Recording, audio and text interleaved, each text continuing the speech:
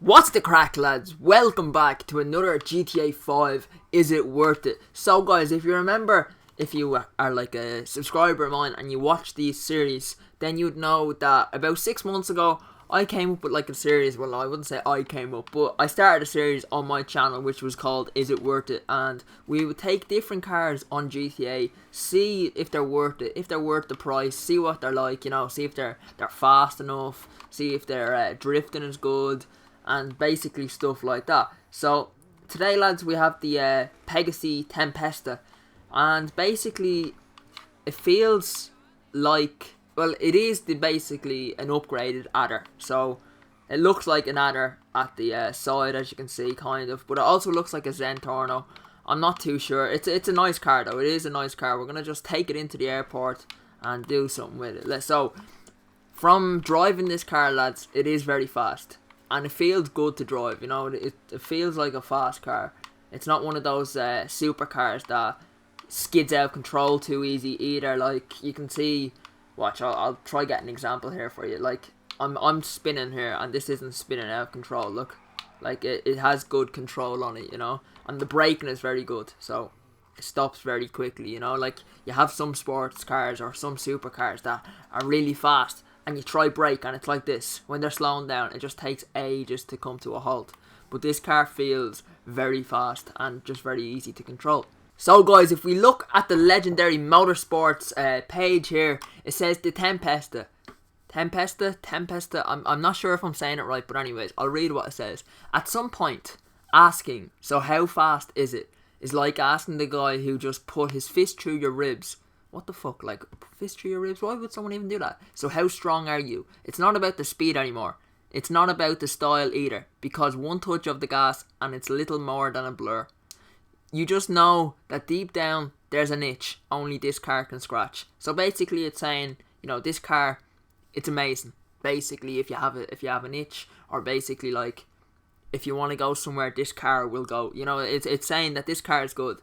You lack any of the personal qualities you'd need to resist. So if you have a look, lads, at the speed, the top speed here, and the acceleration, the braking, the traction, it's all very good, it's all, if we have a look at, let's say, I don't know, let's just look at this car, the acceleration on this compared to the Tempesta is awful. Like, look at it. So we're going to go into the car for a second really quickly, and we're just going to accelerate, and you're going to see how fast it gets up to top speed. So, look, here we go. Alright, so there's the gears, and once we switch gear, there we go, we're at top speed. So look how quick that was. That was like 3 seconds. 3 seconds to get into the top speed. Absolutely amazing. So lads, we're going to go into the cons about this car. So guys, the bad thing about this car is, personally, I don't really like the look of it. It looks a bit strange. Like, if you have a look at it, it looks very ugly, to be honest. It just looks very strange, and that's my personal opinion. Now, you could think the exact same. You're like thinking, this car, it looks like something from bleeding Back to the Future gone wrong. Like, it's awful. It looks horrible. It's just not a nice looking car, and I just don't like it about it. Another bad thing about this car is, if you go into the first person real quick and have a look back in the Entity, in the Reaper and the Zentorno, if let's say you're in a gunfight, lads, and you're getting shot at from behind, you can't get shot. But in this car, you're able to get shot because, as you can see, there's glass there, which is a bit bad. If you're ever in a gunfight, you want a car that's able to reverse into people, and you can knock them over and then kill them. But for this, you'll get shot and killed.